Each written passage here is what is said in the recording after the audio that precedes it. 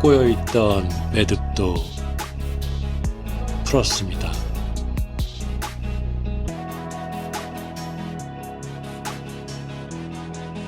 걸려있던 가시도 빼냈습니다.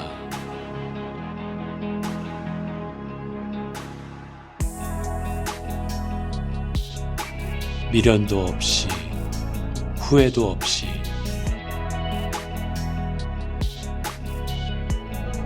흐트러진 자리를 모았습니다.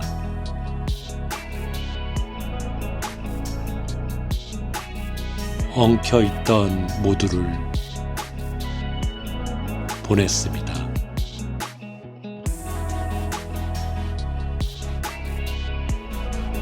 홀가분한 기분, 떳떳한 마음으로 내일을 위해 어제를 지웠습니다.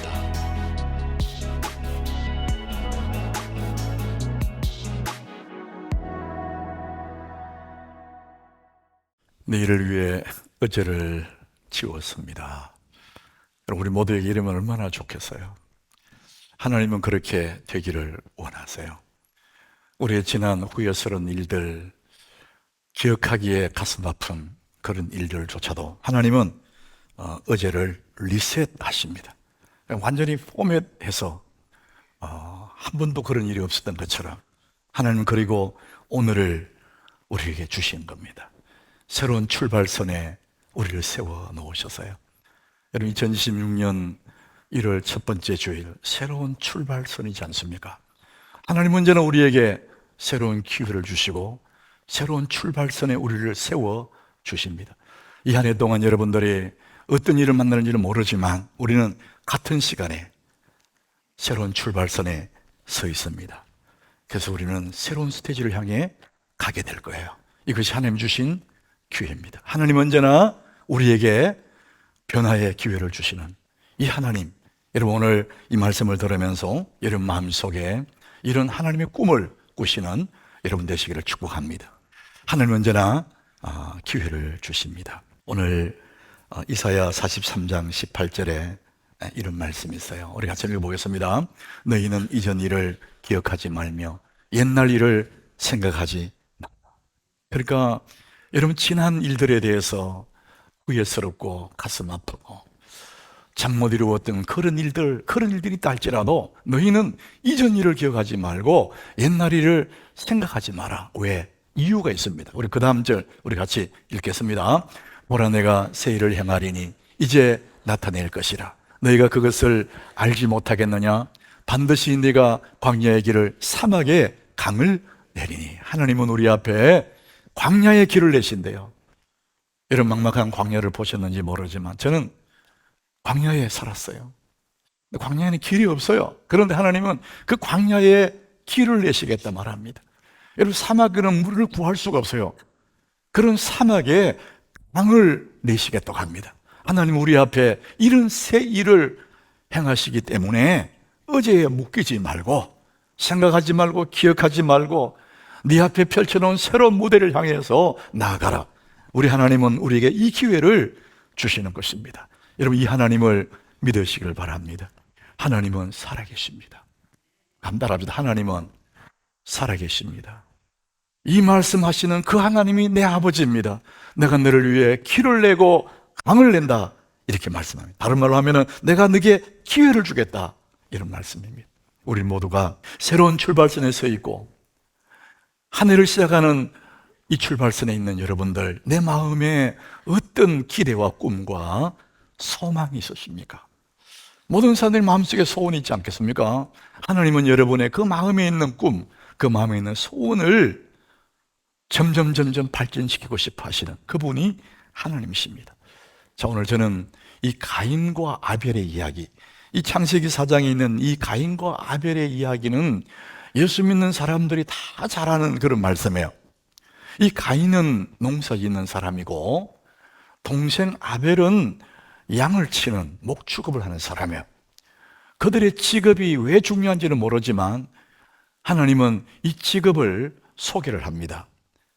그리고 또 주님은 그 다음에 이 두 사람이 각각 하나님께 제사를 드리는데, 가인은 자기의 농사지은 그 소출을, 그걸 가지고 하나님께 제사를 드렸고, 아벨은 자기가 기른 양의 첫 새끼와 기름을 가지고 하나님께 제사를 드렸어요.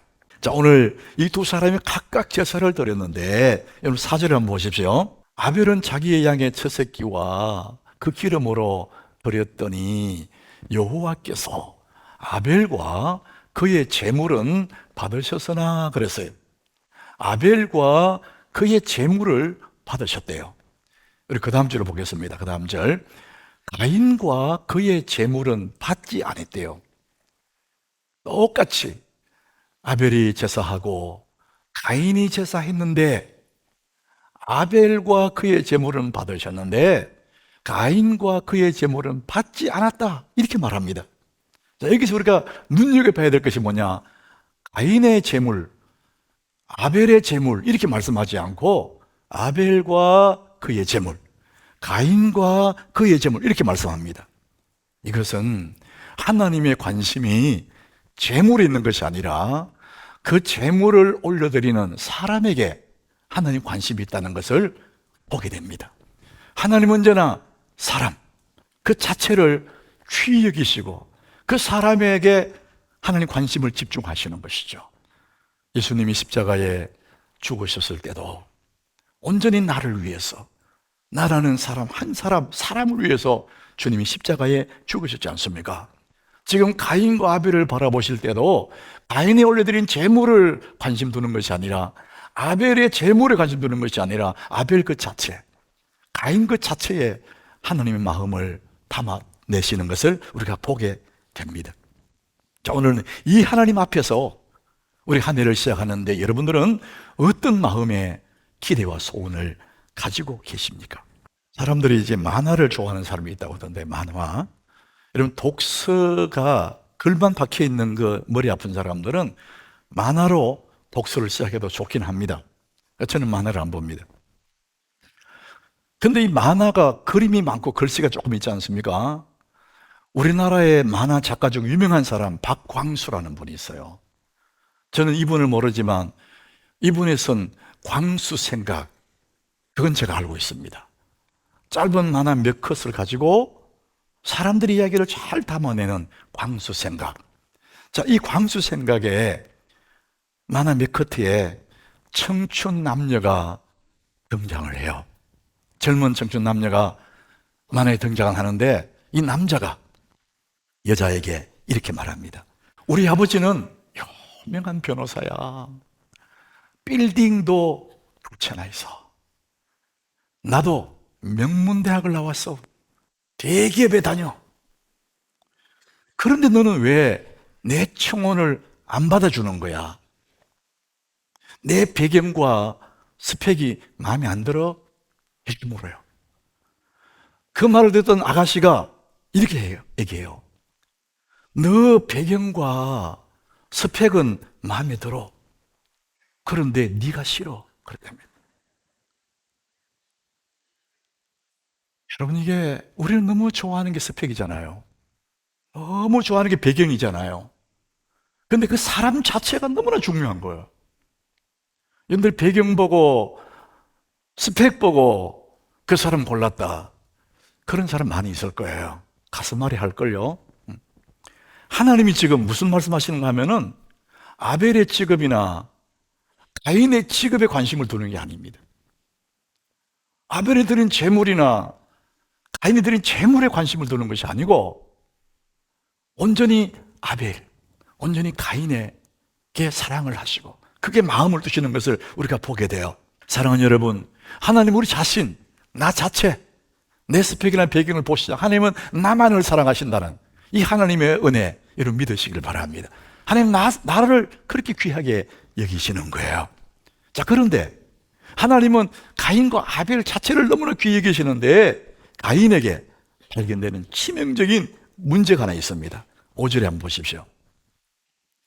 가인은 자기 동생의 재물을 받으신 걸 보고 화가 났어요. 가인이 몹시 분하여 안색이 변했대요. 그러니까 여러분 이해되잖아요. 동생과 비교해가지고 열등의식을 가진 거예요. 그래서 막 분노하고 안색이 막 변해서요. 그러니까 이게 비교식이잖아요. 시기와 질투가 불같이 막 일어나는 거예요. 하나님은 그 가인을 보시면서 너 왜 그래? 너 그러지 마. 이렇게 말씀하시는데 여러분 7절 보시면 하나님 말씀합니다. 그 끝부분에 이렇게 말씀하죠. 죄가 너를 원하나 너는 죄를 다스릴지니라. 죄가 너를 삼키려고 하는데 막 분노하는 너, 그러나 너는 죄를 다스릴지니라. 이 무슨 얘기죠? 하나님은 가인에게 기회를 주시는 거예요. 막 분노하고 시기하고 질투하고 사고를 치려고 하는 이 가인에게 기회를 줬어요. 너 그러지 마. 오히려 그걸 통해서 성숙한 사람이 되기를 하나님 원하셔서 기회를 줬어요. 가인이 그 기회를 붙잡아서 하나님 제가 잘못했습니다. 이랬다면은 가인의 인생은 달라졌을 거예요. 그런데 가인은 그 기회를 뿌리치고 나중에 뒤에 보면 동생을 죽여요. 이런 미숙한 사람들에게 흔하게 발견되는 기질이 뭐냐면은 비교식입니다. 시기와 질투하는 거예요. 여러분 시기와 질투는요 내 속으로 다 가지고 있어요. 여러분 이 목사인 저도 시기와 질투는 내 속에 숨어 있더라고요. 이게 미숙하다는 증거거든요. 가인이 막 분노하는 가인에게 하나님은 성숙해질 수 있는 기회를 줬어요. 우리는 다른 사람과 자꾸 비교해가지고 내가 열등하면 시기 질투하고 내가 좀 우월하면 으쓱해가지고 교만해지고 이게 미숙한 사람들이 발견되는 모습이거든요. 하나님은 그러지 말라는 겁니다. 다른 사람과 비교하지 말고 너 자신이 되라는 거예요. 어제의 네 자신과 비교해서 좀 더 나은 오늘을 살면 되지 않냐. 네가 좀 더 좋은 사람으로 발전해 가라. 성장해 가라. 이것이 하나님의 메시지예요.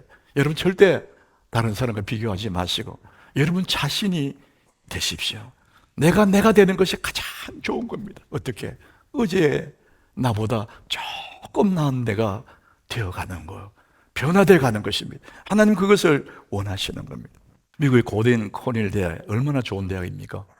그리고 리폼드 신학교요. 여기에 교수하셨던 윌리엄 버클리.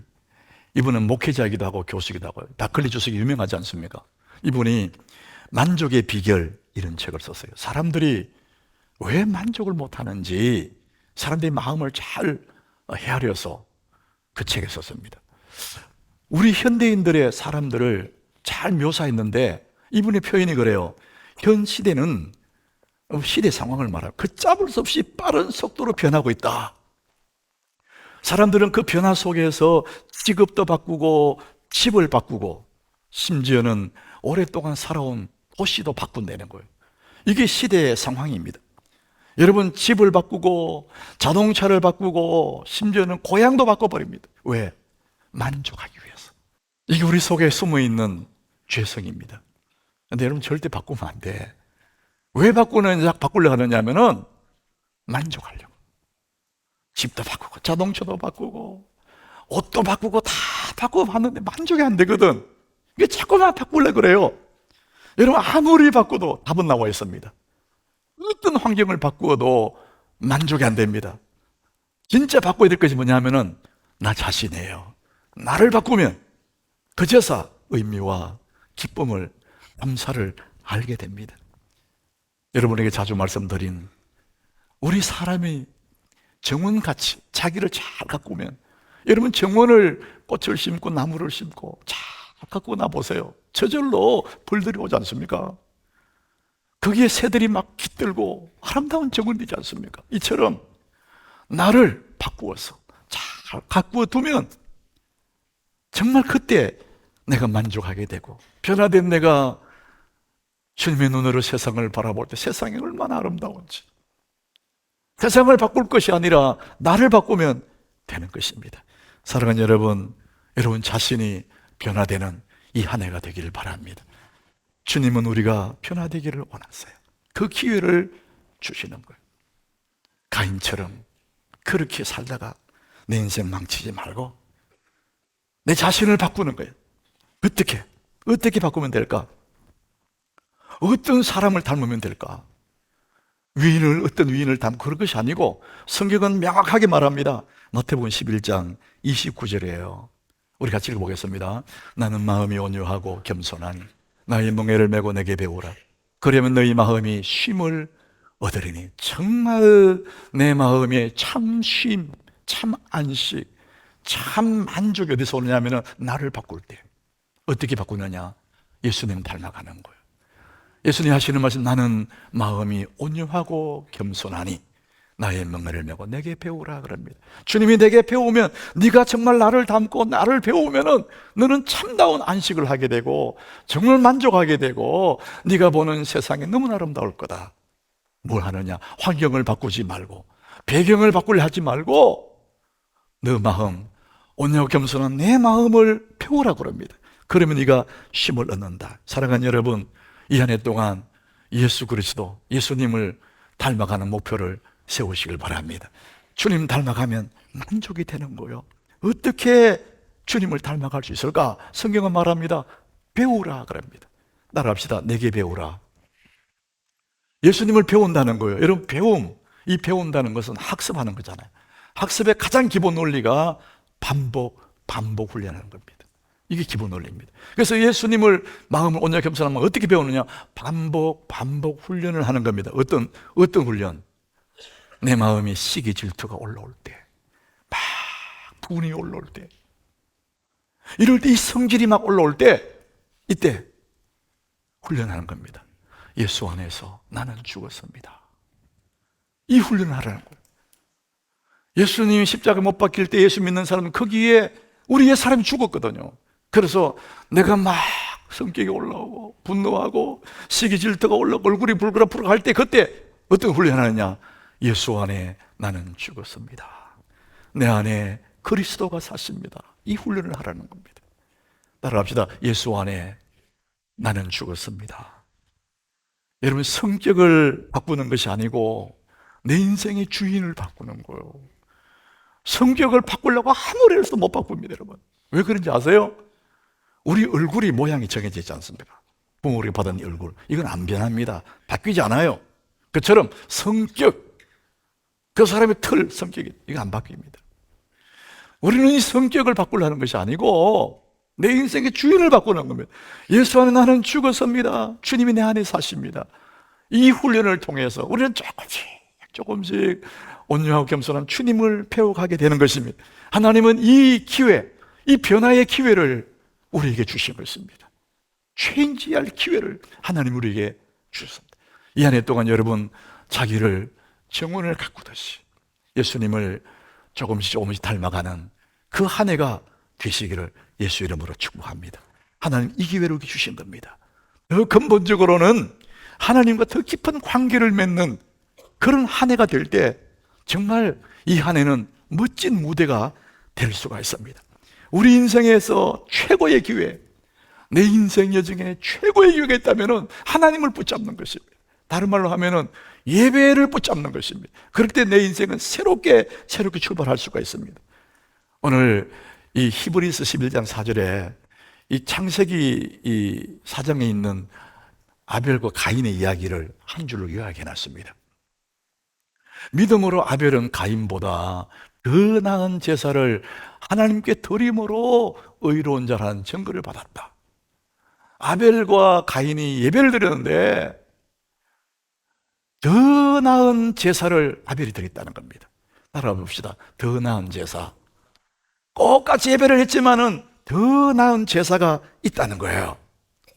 여러분, 이 가인과 아벨은 이 예배, 제사 하나 때문에 완전히 다른 인생으로 갑니다. 아벨은 의로운 계보로 가요. 은혜의 계보로 갑니다. 그런데 가인의 계보는 불의한 계보로 갑니다. 그 갈림길에 뭐가 있었나? 예배가 있었습니다. 우리가 생각하는 그 예배가 뭐 그리 중요하냐 생각하지만은 이 예배를 중심으로 의로운 계보로 나뉘고 불의의 계보로 나눠버려요. 더 나은 제사. 여러분, 우리 내 인생 바로 세우기, 내 인생을 바로 세우려면은 진정한 예배자로 회복하는 것입니다. 여러분 삶의 분기점에 예배가 회복되지 않으면 내 인생이 살아날 수가 없습니다. 여러분 하나님을 붙잡으시길 바랍니다. 예배를 살려내시길 바랍니다. 더 나은 예배를 드리셔야 됩니다. 여러분 코로나가 우리 한국 교회를 휩쓸을 때에 전 세계를 휩쓸었겠죠. 얼마나 많은 사람이 예배가 무너졌습니다. 코로나 핑계로 예배가 무너졌습니다. 그때부터 온라인이 시작되고 스마트폰 들고 이걸 예배인 줄 압니다. 사람들은 너무 분주해서 예배가 희미해졌고요. 세상이 너무 재미있어서 예배를 멀리하는 사람들이 생겼습니다. 여러분 무너진 내 인생, 희미해진 내 인생을 내 인생 바로 세우기에는 예배가 있습니다. 여러분의 인생을 바로 세우고 싶거든 예배를 더 좋은 예배를 만드시기를 축복합니다. 그래야만 내 인생이 바로 세워지는 것입니다. 여러분 예배는 하나님과 우리가 만나는 것입니다. 그냥 우리끼리 모이는 것이 아니라 하나님과 내가 만나는 것이 예배입니다. 여러분 사랑하는 사람과 만나려면 반드시 세 가지가 전제가 돼야 됩니다. 정말 보고 싶은 사람, 사랑하는 그 사람을 내가 만나려고 할 때 세 가지가 전제됩니다. 첫 번째, 만나면 약속이 있어야 됩니다. 약속 없이 어떻게 만납니까? 두 번째, 어디서 만날 거냐? 장소. 반드시 장소가 약속이 돼야 됩니다. 그리고 언제, 때가 약속이 돼요. 그러면 그 장소에 가서 그 시간에 가면 그 사람 만나게 되는 겁니다. 이 셋 중에 하나라도 빠져버리면 만날 수가 없습니다. 여러분 예배가 꼭 그런 겁니다. 하나님과 내가 만나는 예배 꼭 그렇습니다. 하나님이 인격적인 분이기 때문에 우리가 약속이 있습니다. 하나님 예배에 임재하시거든요. 이 약속이 있습니다. 그러면 어디서 만날 까 장소? 우리 하나님 교인들은 하나님 교회입니다. 그리고 시간이 정해져 있습니다. 여러분 오늘 사부 예배 오셨지 않습니까? 이 사부 예배가 몇 시지요? 12시 15분입니다. 우리 교회는 15분, 45분, 15분, 40분 이렇게 갑니다. 왜 그럴까? 이게 매직 타임이에요. 정시에 하면은 지각생이 많아요.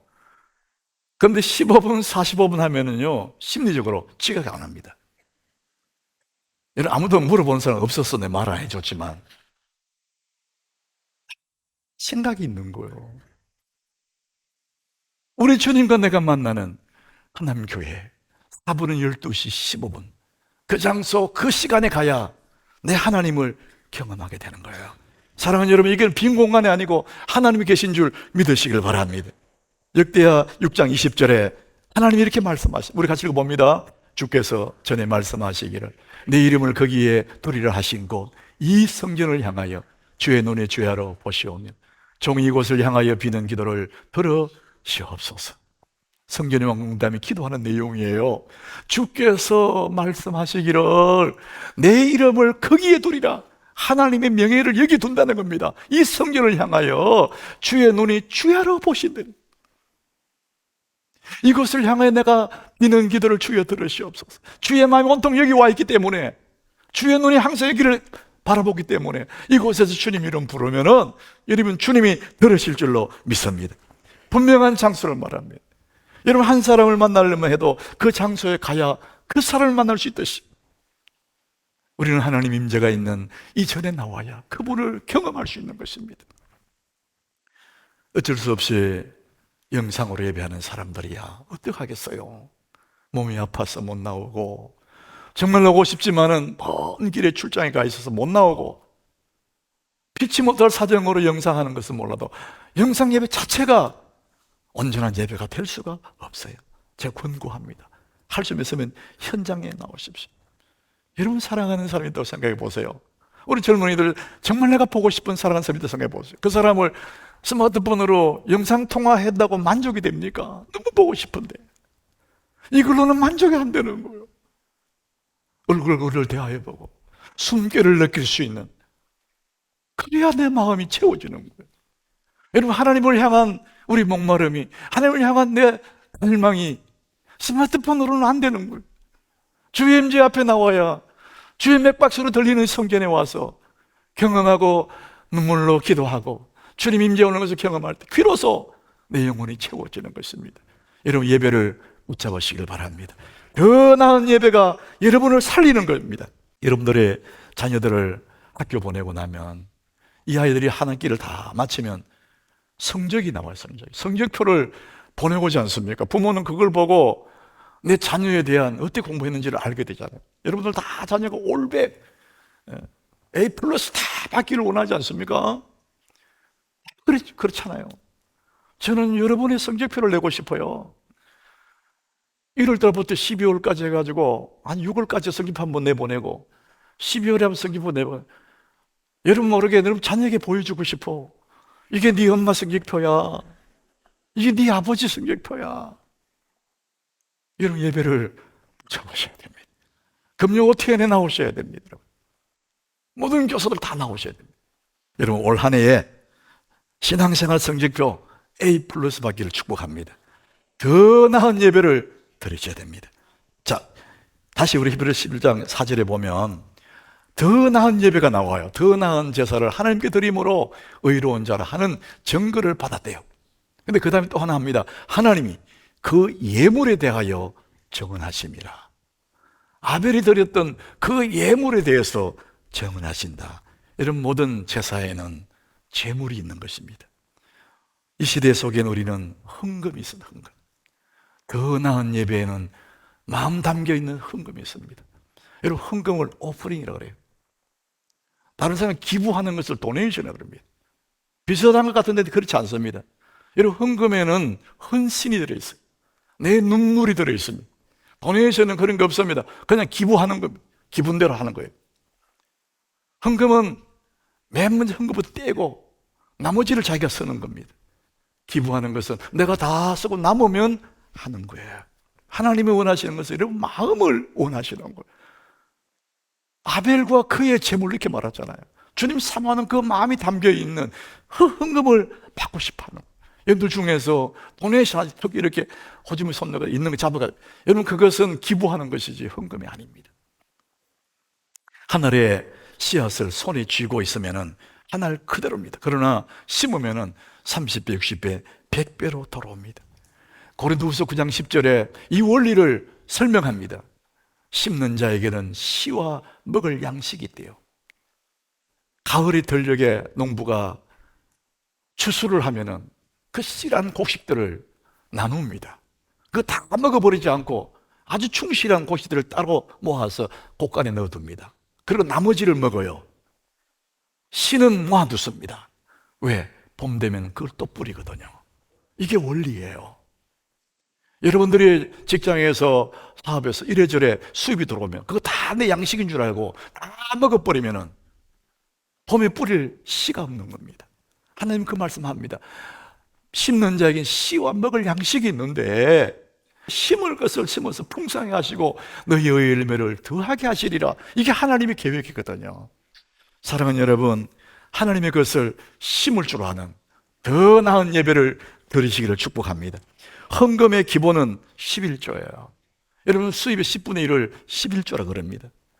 하나님은 그 10분의 1에 관심 있는 것이 아니라 그 헌물을 드리는 그 사람의 헌신의 마음을 받으시고 싶어하는 겁니다. 여러분 11조는 헌금 돈 자체가 아니라 내 마음이에요. 내 삶의 주인은 하나님이십니다. 이 고백이거든요. 내 삶의 공급자는 하나님이십니다. 이 고백이 11조입니다. 여러분 따라해 봅시다. 내 삶의 주인은 하나님이십니다. 하나님은 나의 공급자이십니다. 이거를 믿는 사람이, 이것을 확실히 믿는 사람이 그렇게 할 수가 있는 거죠. 말라기 3장 10절을 우리 같이 읽습니다. 우리 같이 읽어봅니다. 만군의 여호와가 이르노라 너희의 온전한 11조를 창고에 들여 나의 집에 양식이 있게 하고 그것으로 나를 시험하여 내가 하늘 문을 열고 너희에게 복을 쌓을 것이 없도록 붙지 않아 보라. 우리는 하늘 문이 열리고 복이 막 쏟아지면 너무 좋아하지 않습니까? 그러면 그 앞에 씨를 심어야 됩니다. 이거 안 심고는 받을 게 없어집니다. 다 양식으로 먹어버리면 얻을 게 없습니다. 하나님 원하시는 뭐냐? 하늘 문을 열고 너희에게 복을 살 것이 없도록 붙잖아 보라. 저는 여러분의 담임 목사로서 우리 모든 교인들이 이런 복을 받으면 좋겠어요. 여러분 나름대로 다른 사람과 비교할 거 없어요. 하나님 나와 1대1로 이 한 해 동안 여러분 양식을 먹을 건 양식을 먹지만 씨앗을 잘 심어서 하나님 주시는 복을 누리시기를 축복합니다. 하나님 언제나 우리에게 기회를 주십니다. 내가 변화될 수 있는 기회를 주시고, 내가 더 성장할 수 있는 기회를 주시고, 멋진 무대를 만들어 놓으시고, 하나님은 정말 복된 자로 살아가기를 원하십니다. 그러려면 여러분의 인생에 예배를 회복시키셔야 됩니다. 더 좋은 예배를 들을 수 있어야 다음 스테이지에 빛이 나게 되어 있습니다. 우리 마지막 시편 31장 15절을 우리 같이 읽습니다. 나의 앞날이 주의 손에 있사오니 내 원수들과 나를 핍박한 자들의 손에서 나를 건져 주소서. 사랑하는 여러분, 우리의 앞날이 주님의 손에 있는 줄 믿으시길 바랍니다. 이 한 해 동안 여러분의 앞날에 경제가, 이 나라의 경제가 여러분 앞날에 달린 게 아닙니다. 여러분의 앞날이 직장의 상사의 손에 달린 게 아니에요. 나의 앞날은 주님의 손에 있는 겁니다. 여러분 주님을 꼭 붙잡으시길 바랍니다. 더 좋은 예배를 붙잡으시고, 그러면은 주님이 앞서가시면서 우리 앞에 길을 내시고 샘물이 나게 하시고 하늘에 은혜의 비를 맞게 하시는 그분이 내 앞날의 주인이 될 줄로 믿습니다. 나의 앞날이 주의 손에 있는 것입니다.